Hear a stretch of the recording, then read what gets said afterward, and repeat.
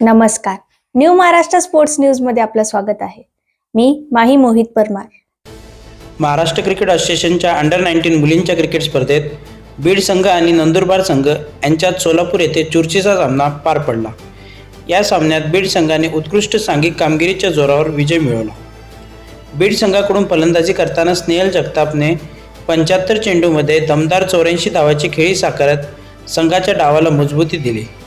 नंदुरबार संघाकडून गोलंदाजी करताना काव्या सांगे हिने 7 षटकात 1 मेडनसह 23 धावा देत 3 फलंदाज बाद केले, तर अनघा पिसे हिने 6 षटकात 1 मेडन टाकत 26 धावा देत 4 फलंदाज बाद केले.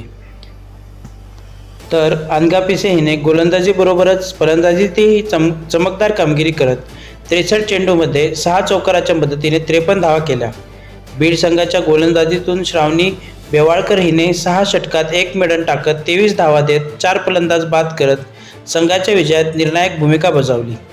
सदर सामन्यासाठी सय्यद सरफराज आणि आतिक शेख यांनी पंच म्हणून जबाबदारी पार पाडली, तर मिलिंद गोरे यांनी स्कोरर म्हणून काम पाहिले. सोलापूर डिस्ट्रिक्ट क्रिकेट असोसिएशनचे स्पर्धेसाठी उत्तम असे नियोजन केलेले आहे.